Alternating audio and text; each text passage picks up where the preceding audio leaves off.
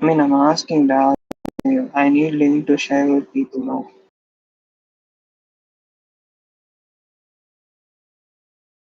Mm, mm, mm, mm,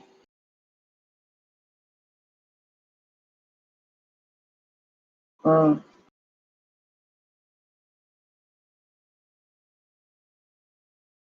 mm.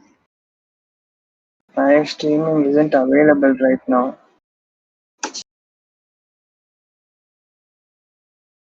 That told me I clicked. Okay, it says, oh wait, I'm not even on the freaking video channel.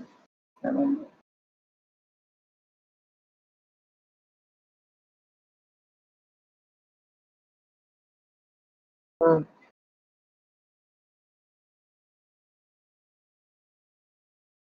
mm.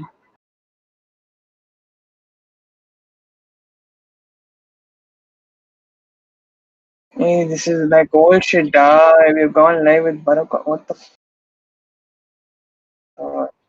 Baroque counseling with who? Good? Yeah, okay. Mm.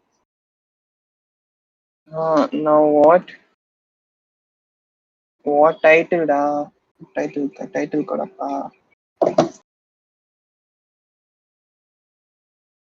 Okay, now tell me this thing. Title.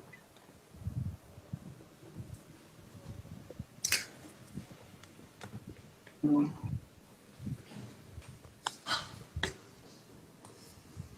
All right, everyone. Thank you so much for joining me. Over here, we have Rajeshwari with us. She is a clinical psychologist with experience in working with children with special needs, and she's currently pursuing her PhD from IIT Bombay with Monash University, Australia. Uh, Thank you so much, Rajeshwari, for coming to this channel and talking to us about therapy. So, this conversation is going to be about why mental therapy is important and why you should be looking at options of, going to a psychologist if required in your life. So, Rajeshwari, could you give us a little more brief on what exactly is it that you do? All right. So technically, I did my master's in clinical psychology. So I'm still a psychologist. I haven't done my MPhil. I don't have my licensing. So I'm Right. not a clinical psychologist. Okay. So currently, I'm doing my PhD. Yeah. So I work with attention, emotion, and values that we learn. And by values, I mean rewards and punishments, such as your daily rewards that you have, like your game coins and alcohol and food, and all of these things are what I work with. And trying to understand how we tend to attend to those meaningful stimuli. So that's what I work on.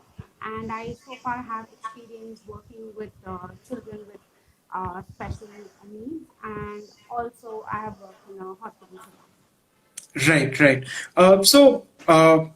You are here to talk about mainly about this one event that you're organizing, which is the CowinCon, right? So this CowinCon is basically, as you say, it's for the people by the people, right? So could you tell us a little more on what this conference is and what exactly is it that the audience can expect out of it? Absolutely. Technically, I thought about this even last year. We had a small webinar that we had organized to kind of, because, at that time COVID was, new, and we were Correct. kind of flustered about the new normal and how it works. So at that time, I had hosted a webinar. But now the situation has changed. It's a long-term event, that we are looking at. And I started this, or I got the idea for this because my family tested positive. Right. And at that time, I was bombarded with a lot of information. I was overwhelmed and panicking because I did not know what was right, whether, it was needed, not needed, because at that time there were CT scans and, medicines that we need to take care of. So all of these things were a lot of information. And at that point, I did not know which were true, or, I did not know which to kind of reject. So at that time, I thought, people need to know all these information, and that was one of the main reasons why, you know, I wanted to do this. And in this, I basically have a medical, biomedical, physical, and mental health panel that we have. These are all experts who have worked with, individuals with COVID, or either they have experience in this field. So, for example, in the medical panel, we have a medical resident who had handled the COVID ward. Right. So, he'd be sharing personal experiences and also about self-medication. And even you had done a recent session on plasma therapy, right? Correct. So, so basically, we are going to talk about all these things and try to kind of give reliable information on what and how it works.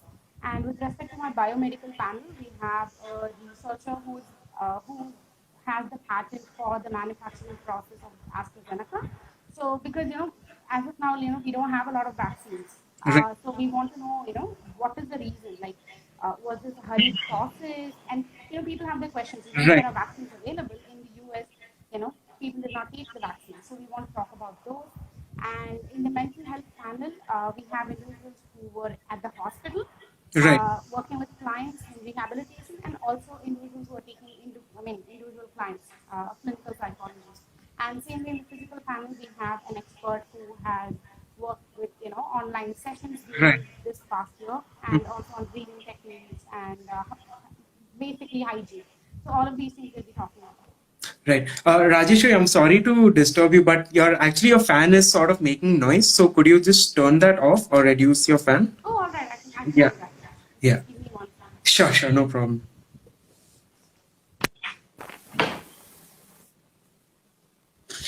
Everyone who's watching, thank you for joining. I hope you guys are doing well, and I hope you guys are enjoying your week. And we are seeing sort of a the the bad parts going and the good parts coming now in India. So hopefully things get better soon. Rajeshwari, coming back to the conversation itself. So. The whole reason you're doing this conference is to sort of make people aware uh, of of what the situation is, not just the situation, but how you can actually deal with it mentally as well as physically. So you're covering both aspects during this particular conference. So right now we will be diving a little deep into the therapy part of it, which you do your research on, which you are doing your PhD on. So first of all, I want to ask you as to why, who needs therapy. So how does one understand if they need therapy or not? All right, that's actually a really good question, because often, people do not know, when and do I need therapy and all of these. So everyone can go for therapy, or for counseling. It's not I need to have a problem to actually go for therapy. I can even go for, skill improvement, like for example, assertiveness, problem solving. So to kind of build all these skills, you can still go for personality and skill development aspects of counseling. And there are also aspects where in your family dynamic or in your relationship dynamics you have issues, you go for, family therapy and marital therapy. And you don't need to have a major issue, like, like how they show in movies and all of that, Mhm. a major communication issue or a Yeah. major, nervous breakdown before you actually go for therapy. It can be kind of a precaution, or kind of a, um, you can take it as a preventive measure as well. So if you think you would like to experience, I personally think that everyone should experience it, Mhm. because it's a very, very, introspective experience. Right. You get to share your life, your details with someone who is, going to be receptive to that, Mhm. and also to kind of introspect with a dialogue, Right. instead of just sitting with and introspecting. There's nothing wrong with that, but still. So, in general, we all have a lot of coping mechanisms in our lives. Mhm. Like, for example, you talk to friends, or Mhm. you paint, you do any kind of expressive art. So, all of these things are, you know, uh, coping skills, or decision making skills, problem solving skills, which we learn from various aspects, our parents or whoever. Right. So after after a point, you might want to change those patterns, or you might want to explore other forms of coping skills. In the sense that, even like, for example, take the COVID times. Yeah. So you are spending a lot of time with your family, or you are by yourself, and Mhm. you want to explore other coping mechanisms, because what usually works doesn't work now, Right. right? So uh, these are all times for trying to understand or go for just a session. Just even a single session can change a lot about what therapy is like, and can remove especially the taboo around mental health and mental illness, because Right. yeah, these are two different things actually. I want to Mhm. rephrase that: mental health and mental illness. So Right. both of these things we want to focus on in therapy. And there is nowadays counseling and therapy in a lot of different fields. Like you have sports and you have corporates, even in hospitals before surgeries. You Mhm. know, people can go for sessions, because if your blood sugar, or sorry, if your blood pressure is high, then it might lead to complications. So to kind of reduce that stress, people go for like a couple of sessions before their surgery. So all of these things are common practices abroad, and now in India we can see a rise in this. I think you brought in a fair point of it being common in abroad, right? Because in between you mentioned about family therapy and couples therapy. That's not something that we usually hear in India or in Indian families, right? I don't think I don't think I've ever heard any family. Of course, these are personal matters, but then even in my close families, I've never heard of anyone actually talk about family therapy, right? So. Absolutely. What I want to understand from you is what exactly happens during therapy. Because when you talk about therapy, it's more like, what I understand is that therapy is more about getting my stress out, or getting sort of having that knots in my head removed, right? Whatever sort of Hmm. complications I'm feeling, or whatever stress I'm dealing with, right? But then I also feel like these sort of conversations having with a stranger is something that is very difficult to have. You being able to open up with a stranger is very difficult. Rather, I would go to a close friend, right? I would want to go to a close friend and talk to them about what I'm dealing with. Whether they are able to give me some advice or not, it's just that I'm able to communicate to someone, and someone is able to either relate to it or understand my problem. So how does therapy really work, and how do what role does therapist play in this? Very, very understandable, because we come from a very, like, culturally, we tend to, we are a very, interdependent culture. So we do rely a lot upon our parents, our elders, because, our family itself is like, oh, you have a problem, after marriage, it will be fine. Like marriage is like a fixer for us. And also, when someone has a problem, they say, okay, go and ask the elders. They'll be able to give you advice. So all of these things are good forms of coping, or it's going to help you hone your skills, definitely. And sometimes these are the social supports that you need. Mhm. All right. And but it is a common misconception that it's very easy to talk to friends, but not easy to talk to strangers, because um, like, as psychologists, we ourselves are supposed to resolve our issues, so we do go through therapy, Right. right? So yeah, so even I have experience from my side. We were supposed to do it as a part of our master's Oh, thesis. yeah. Mhm. So in that, I realized that it really helped me connect, and to kind of talk it out to someone really helped. Because it was a stranger, it helped. Because to my friend, I'll be like, oh, what if tomorrow she brings this up, or what if he doesn't feel the same way after I say these things. So it is much, much easier to connect to a therapist if you find the right one. And Right. yeah, and I also want to kind of mention that uh, with respect to who you asked me, like, who needs therapy. So I also want to talk about when people need therapy. Mhm. So basically, whenever you think that you need it, you can take it. So basically, you need help, you ask help. Mhm. That's the main point. And because in some cases, actually, with respect to addiction, or in a lot of cases where the individual is not in touch with their reality, then a parent, or a family member or friend brings them to the clinic. So during other times, we have a lot of clients voluntarily coming up with a Mhm. lot of these issues, and trying to talk it out. And usually people come for therapy when they realize that their issues or problems, even however small or big it is spilling over to other parts of their life, which is their work life, their social life. Right. You realize that you're snapping a lot at your friends, or you realize that you're taking a lot of leave, you're not motivated, especially during these times. There's like a work from home burnout. So these are times during which therapy can really help you out in understanding. And you rightly said, like, about talking to friends and family, because they are going to give us advice. Mhm. But in therapy, the more common misconception again is that we get advice from our therapist, which is not true, because it's going to be a dialogue. We both are going to solve that together, or Right. attempt to resolve that. And mainly, the therapist is going to be like a guide, just going to help them in the process. So that's the role that they play. And Right. Okay. yeah, so basically, it's about when people need therapy, it's about their subjective experiences and their perceived stress. We use these terms subjectives and perceived because it's going to differ for a lot of individuals. And I cannot say, like, saying, oh, if you have a burnout, then you need to go for therapy. I Yeah. cannot say that, because some people have a better, social support system, or, better ways of coping. So in that case, they might not need therapy. Right. So it's about what you perceive. And whenever you think, even for a second, that someone else might be able to help, then you go ahead. Right.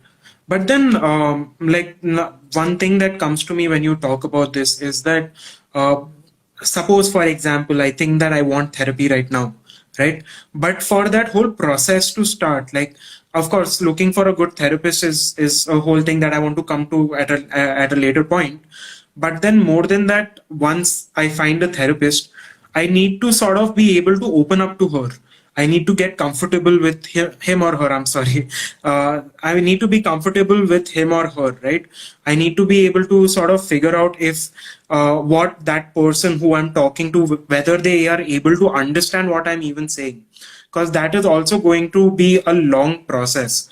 So how does someone deal with that? Like, if suppose, for example, I start therapy right now, what does it take for me to be able to sort of make something out of that therapy? It's not like the first session, or the I don't at least I don't think, because I personally haven't experienced therapy, so I don't know much about it.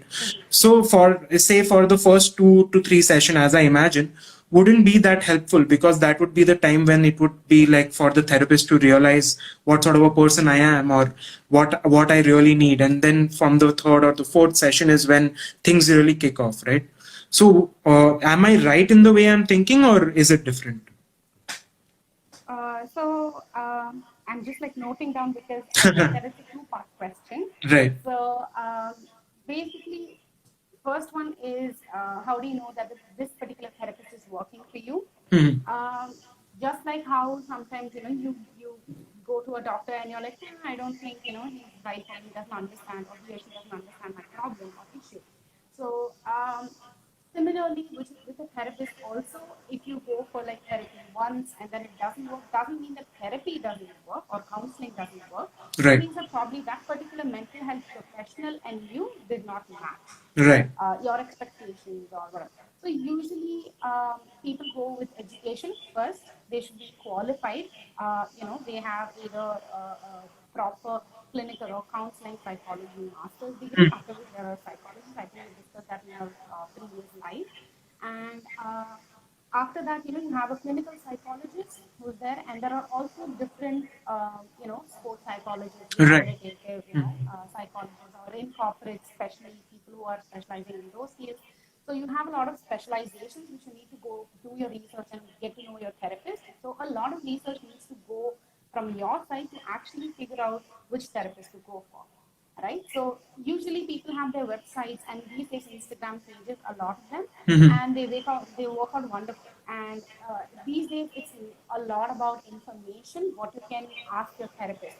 So you can ask them for their qualifications, you can ask them which is their demographic, who have they worked with. Because, for example, if I'm from a minority, be it an LGBTQ community, or if it's going to be a caste-based minority, whatever it is, if you know that the therapist has worked with that area or has experiences, then they'll be able to more relate to that. So you can ask them that very directly. And also, it depends on age. gender. Right. If you think that a female therapist would be, a better fit for you, then you can go for that. Or if you think a younger one, even though they are because of some demographic features, you think, oh, they are more similar to me, they'll be able to understand. You can go for it. I'm not saying that because you have selected them, this particular thing, even after so much research, has to work out. You Yeah. might still have your experience with that. And a lot of times, what people do is they don't communicate with their therapist that this is not working, Right. right? So you can always tell your therapist saying, listen, I think that you have taken it the wrong way. I am more spiritual in nature and you seem to reject my values and my beliefs. Therefore, this is not working. And if the therapist thinks at any point that this is not working or their value systems are not matching, they can always try to understand, Right. communicate, or even refer them to another therapist if they think that their area of expertise is not really aligning with yours. And another major one is the school of thought. A lot of therapists uh, can take up different schools of thought. For example, if I'm a very cognitively oriented person, meaning if everything is structured, like this is the cause, this is the consequence, then I can easily understand my problem and try and work with it. However, for someone who is more emotionally going about the issue, might not like this structure. So in those cases, maybe they might go for more, social perspectives rather than a cognitive behavioral perspective. So all of these different perspectives, you can talk it out to your therapist and try and, kind of understand that. And moving on to the second part, as you said, the first few sessions, it is mostly going to be just case history, Okay. what we call, which is basically just trying to understand what are the issues and what's happening, what are your goals. If it is going to be some brief personality improvement or skill development kind of a case, the client usually comes with a goal, right? Right. And if it is, there are briefer therapies, like for example, crisis management, suicide interventions are all very, very brief. So in those cases, the goal is very specific. You attain that, you're done. But in the case of a long-term therapy, then in that case, your expectations are going to be that in the first few sessions, you're going to get to know each other, build a rapport, and during that time, surprisingly, you get to know a lot, Okay. and you'll get to know saying whether this is going to work out or not. So the first few sessions are very important for the therapist as well as the client to kind of understand. Right. So what I understand is therapy is not about you getting a solution as such, but it's more about you sort of understanding it yourself via some sort of direction that the therapist is giving you. Am I correct in what I'm thinking? Yeah. Yeah. So even when it comes to like picking a therapist, right? Like you said, there are various therapists that we can pick from, or we need to sort of have an interaction with the therapist to figure out if that therapist is actually right for me or not. But who like how does that system really work, like in the sense that what is the process that it takes for me to be able to find out who my therapist is, or who my long term person is going to be, who I'm going to talk to? Do I for example, in a more practical manner is what I'm asking you. For example, if I take say three therapy sessions, and then I realize that okay, I don't really want to continue with this person, I will go with another one, right? But then the other person itself, also I have the same situation, right? I'm not able to sort of mingle with that person, or I'm not able to understand what that person is saying. So where do we draw the line as to okay, maybe the problem is with me in terms of understanding if the therapist is doing the right thing or not? Or is it right for me to think that okay, maybe therapy is not the solution to this? All right. So usually in the cases of a lot of severe, moderate to severe issues, there might be a lot happening with the person.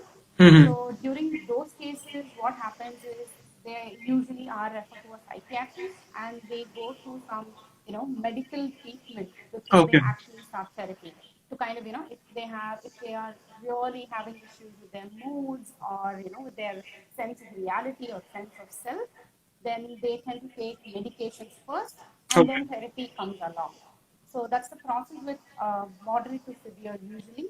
And what happens is people go to clinics or any mental health organizations, hospitals, mental health hospitals basically. So that's where they find who, fits them the best.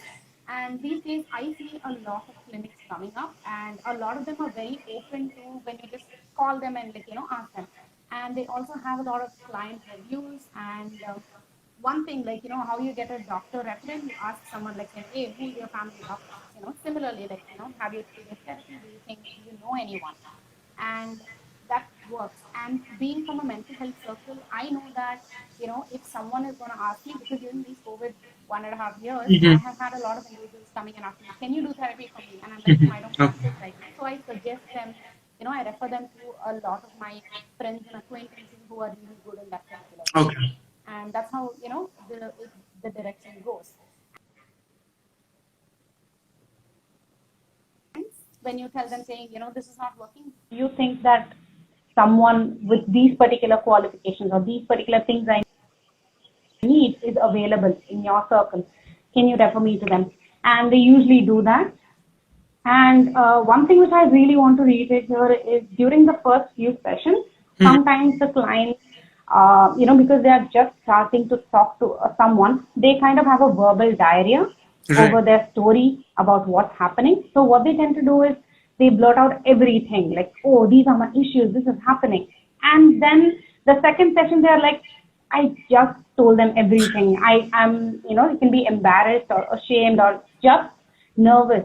So they usually don't show up for a second or third session. Okay. And this happens, trust me, it's very common. People do that. And therapists are okay with your verbal diarrhea. So it's completely all right. So that's something that I want to, I want people to know. Like it's okay to blurt out everything during a session. The therapist is not going to judge you. Right. So now I want to change the subject a little bit, and this is something that we hadn't discussed earlier, but I want to still ask you this question. So basically, I had a live with last week as well with another therapist who spoke about how we can deal with stress and anxiety that we are getting during these times because of all the news and the works, schools, college, etc., right? But one question that I had asked her, and I want to understand what your perspective on this is as well, is how well do the basic sort of things that are promoted work. So what I'm saying is basically, on Instagram or any social media page, the main thing when there are 5 to 6 different points which people focus on when they talk about dealing with stress, right? So people say you should meditate, you should exercise, you should sort of cut off from the internet or cut off from the news so that you can keep your mental health together. But then after listening to this same thing so many times, it just feels like it's something that is becoming more just of a theory thing than a practical thing, because I don't know if that is really going to help me with my stress. My personally exercise so that I sort of have some sort of clarity in my mind.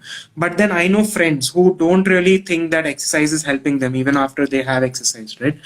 So what are your thoughts on that? Do the traditional, I'm going to call it traditional, I don't know if they are traditional, but do the traditional methods of coping with anxiety and coping with stress that are promoted really work? Or is there anything more to, what you're supposed to do with your stress? All right. So this is, what you're saying is true because therapy or counseling by itself is tailor-made, fit to a person's need, and that's how it's going to develop as the therapist and the client start interacting. That's how it goes. So what I want to mention here is it's all going to be subjective, a personal experience.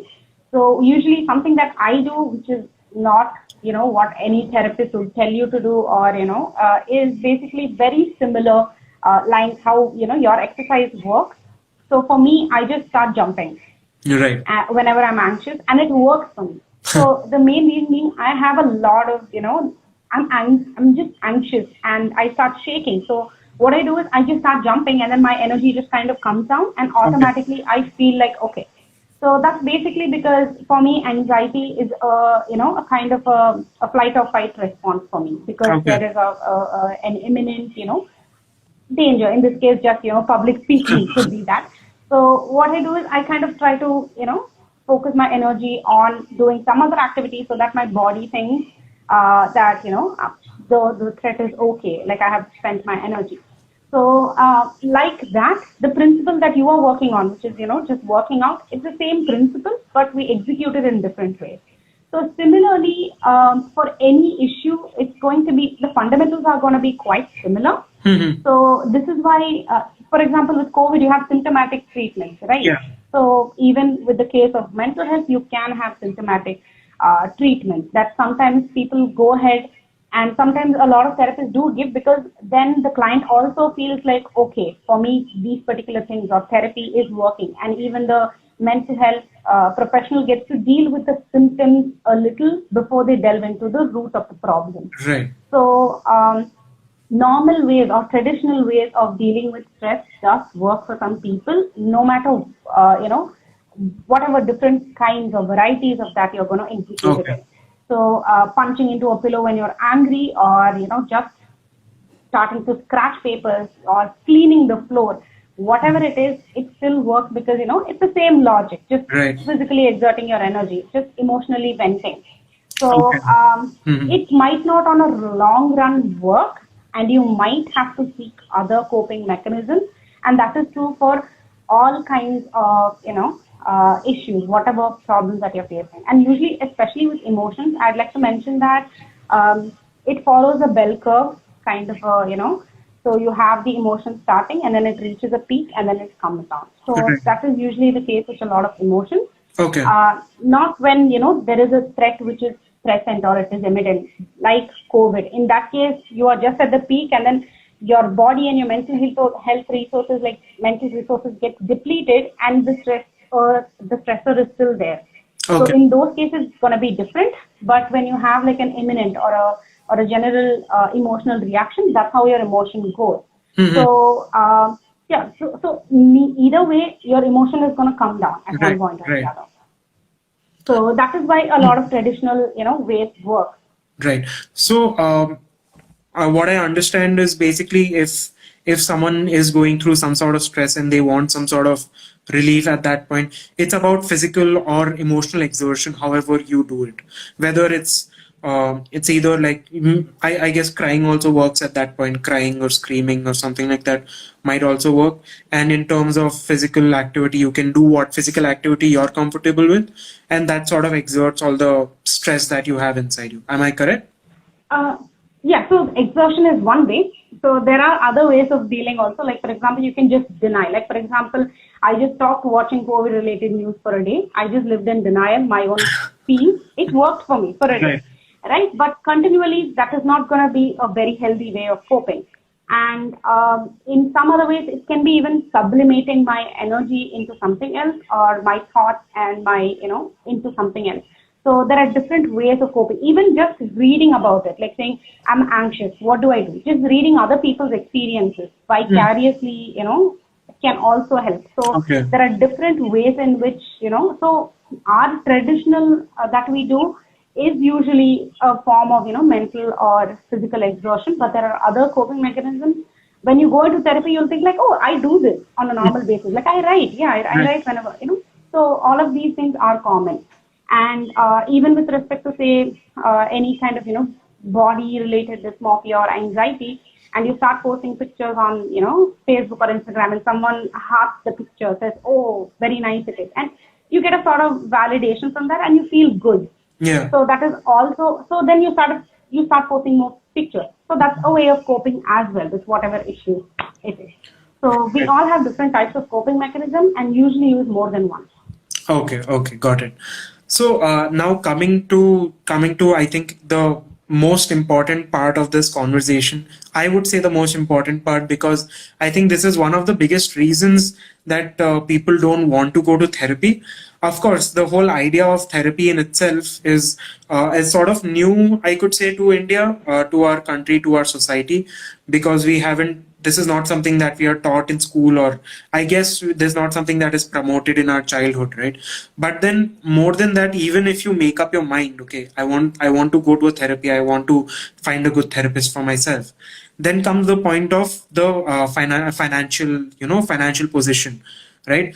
Because what I understand is, per therapy is quite it can get quite expensive, especially if you are someone who needs a lot of therapy, right? It's not just that you can do with therapy either once a week or once a month. You might need it more than once a week itself. And usually therapists, if I'm not wrong, charge per session wise, right? So that sort of gets really expensive for someone. So how does someone overcome that? Is there any way to overcome that, or of course does it only depend on the financial position? Is yeah.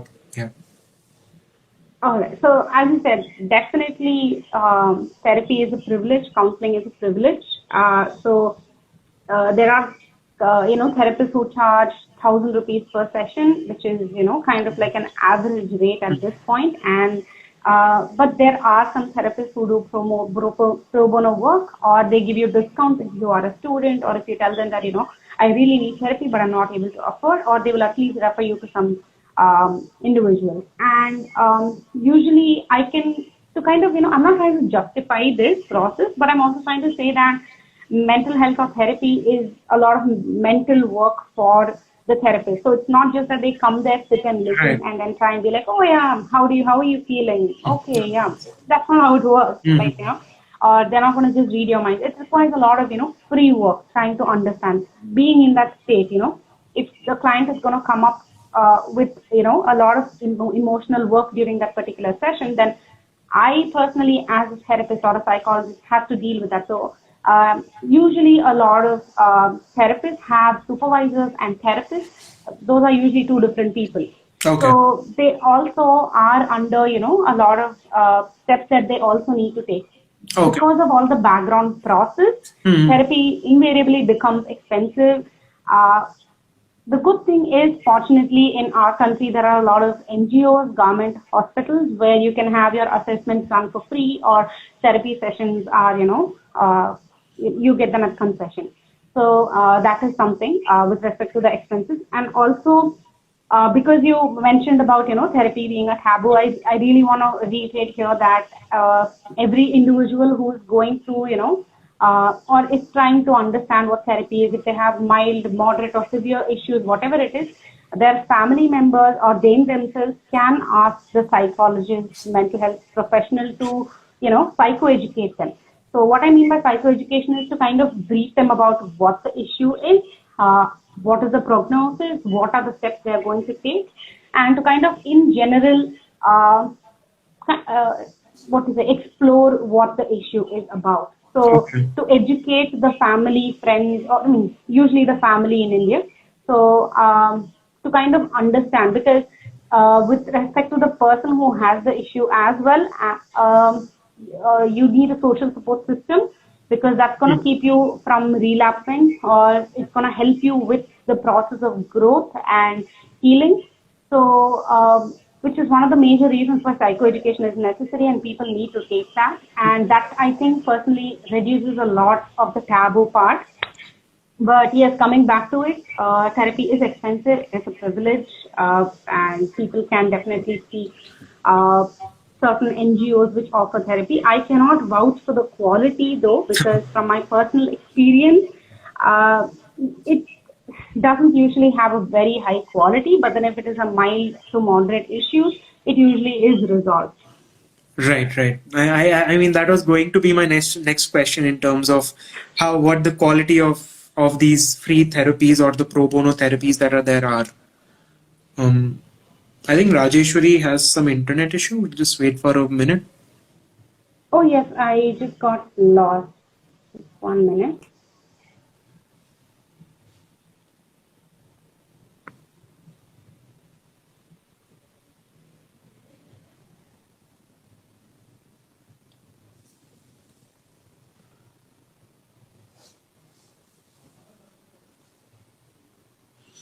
Whoever's listening, I hope you guys are able to sort of understand what therapy is. That's the whole point of this conversation. And I hope you are also, if you are in need of therapy, or if you at least think that you need therapy, this is sort of giving you more insight into how you can make use of it, or if therapy is for you. Right. So I really hope that you are able to take something back from this conversation. We'll just wait for a minute or two. I'll send her a request again and she'll join back. So just hold on for a minute or two. Don't click away.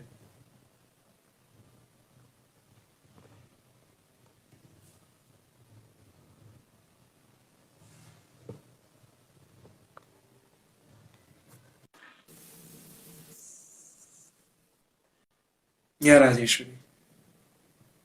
Hi, sorry, That's okay. I ran out of the English chat. That's okay. I think our audience is loving this conversation a lot. They are able to get a lot of insight. So I think your answers or what you're saying has been really helpful for the audience. So thank you so much for that. Thank you, Rohit, for this wonderful opportunity as well. So like I wanna take up a question that's come up from our chat, which is therapy addictive? That's an interesting question. Do you think therapy is addictive? Because I haven't really been to a therapy session, so I don't know how they work as such. Rajeshwari, are you there? Okay. Hi, sorry, I again got lost. Could you just repeat the question? I'm so sorry. That's okay. That's okay. No problem. So the question is therapy addictive? So I don't really know how therapy is like. So I don't know if I can really put any context to that. But what are your thoughts on that? Is therapy addictive? So sometimes what happens is there is a dependent relationship because it's seen like, the therapist is looked up towards as, probably a problem solver or someone who's there by their times, of struggle.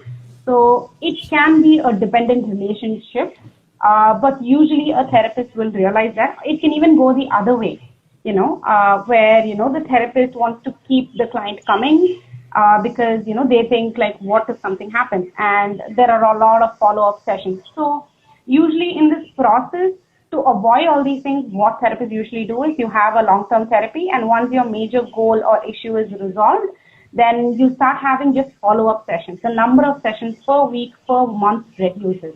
Okay. So that's how you start kind of weaning off from sessions. Okay. So yes, it does happen that the client can get dependent. Okay, got it. So how many in terms of course these are based again on subjective terms, personal requirements and stuff, but in general, or is there an average number of therapy sessions that one person needs to attend, or is it again sort of depending on just personal experience? Can one person be done in just say 2 to 3 to 4 sessions, or do they necessarily need to go for like 10 to 15 to 20 sessions to be able to actually get anything out of it?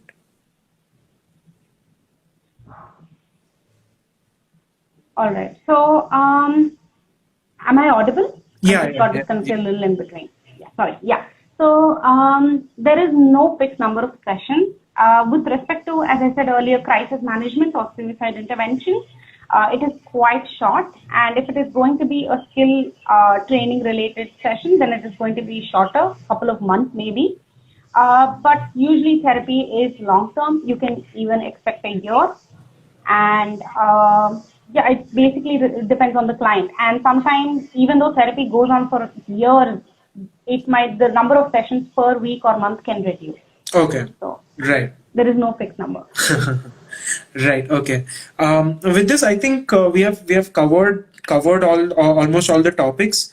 If anyone who's watching this has missed our conversation, this is also live streaming on our YouTube channel. So if you want to go check out more or check out the earlier parts of it, you can basically go to our YouTube channel and watch the whole thing. Right. So thank you so much, Rajeshwari. Thank you so much for talking to us. And again, for whoever's watching this, Rajeshwari is organizing CowinCon, which is basically a conference which is happening this Saturday from 6 to 8 p.m., where she will have 7 professionals from both physical and mental health perspectives, who will be coming and talking in depth about their experience in terms of how people can deal with COVID and different aspects of their expertise. So, Rajeshwari, you could expand a little bit more on the conference.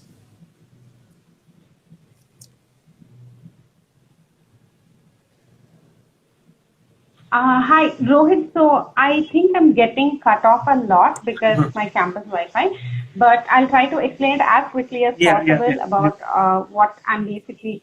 Yeah. So technically, we are working with an expert panel who has worked closely with COVID or individuals or COVID related fields, like for example in the medical field of biomedical research with vaccines and genomics, and also mental health field, as we discussed today a lot on mental health, and physical health as well, because that is a very very important aspect. So CowinCon is in a holistic way covering how to deal with COVID and providing reliable information, which I think is one of the major ways of fighting this second wave.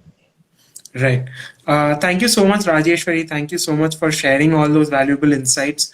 I'm sure this conversation is going to be very helpful to not just those who have watched till now, but people who will go back and watch it again. So thank you so much for doing this for us. And guys, please make sure that you attend the CowinCon on Saturday from 6 to 8 p.m. There is a registration link in the bio if you want to join the Zoom link. We will also be live streaming it on YouTube in case you miss it or you want to watch it, not join the Zoom call and just watch it on YouTube. So you can do that as well, right? So please make sure you join us on Saturday. Thank you so much, Rajeshwari.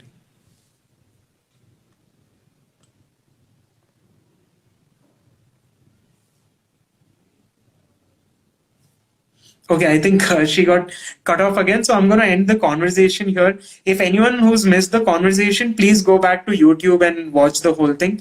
And yes, don't forget Saturday, 6 to 8